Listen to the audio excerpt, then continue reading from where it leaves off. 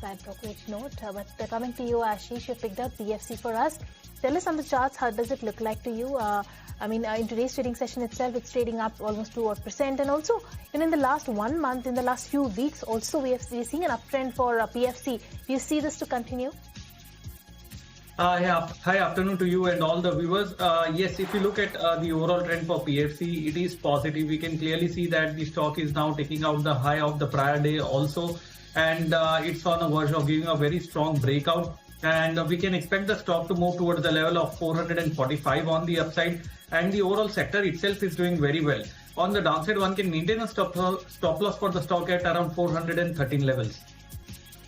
Yes, if you look at MCXC, there has been a lot of focus on commodity sector as a whole. Whether you look at bullions, there have been a lot of movement and volatility, including crude oil as well. And that has generated a lot of interest among the traders to trade in these commodities. And the direct beneficiary of doing that is going to be the exchange MCX. And we can see that the stock is already nearing its 52-week high, which is somewhere around 2,720 levels. And there is a possibility we will break above that high, and we will inch towards the level of around 2,850 as well on the upside. So fresh positions can be created in MCX. On the downside, one can maintain a stop loss for the stock at around 2,570 levels. It seems that the interest within the capital market and participatory stocks are going to increase with market now stabilizing further. HDFC, AMC, along with all the other stocks, showed a very sharp gap up opening, sustained there today, and we should resume the up move in the stock as well. So the overall trend for HDFC AMC is positive for the target of around 2650 over near term. And on the downside, one can maintain a stop loss for the stock at around 2460. The risk reward looks appealing to be going long from these levels as well. This stock over the past few days has shown a spectacular rise on the upside, and it has continued to do that even today. We can clearly see the stock was trading around 400 just few days back, about a week back, and now it's at 468. The momentum is only increasing.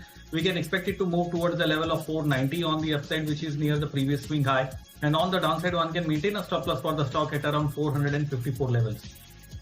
Ashish, tell us, what do charts suggest for this stock?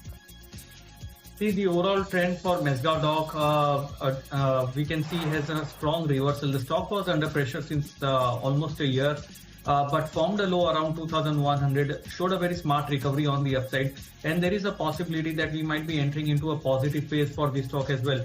So the overall trend is positive for the move towards 2,600 on the upside over near term, and on the downside, one can maintain a stop loss near the gap area, which is 2340 levels. Okay, so that's the view coming in on MSGA doc. Meanwhile, let's also put the spotlight on Prestige. Ashish, tell us, what do you make of this real estate counter? The stock was buzzing yesterday on the back of fourth quarter operational updates. But technically speaking, where is the stock headed in the near term?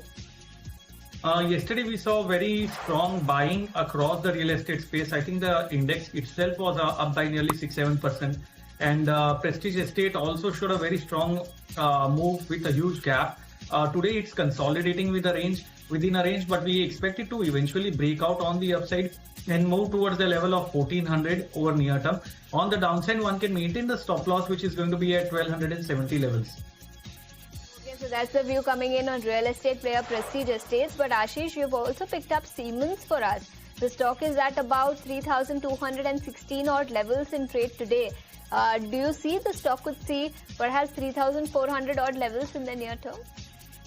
Yes, that's possible, because Simmons has been moving in a range within 2,900 and 3,400. That's the broad range in which we can see the stock has been moving, and it has reversed from the lower end of the range. So the possibility of tagging in 3,400 is very high likelihood. And one can also look at the support level, which is around 3,130, which is a 10 days moving average, 20 days moving average support. As long as that is intact, I think any dip should be used as a buying opportunity for 3,400 target.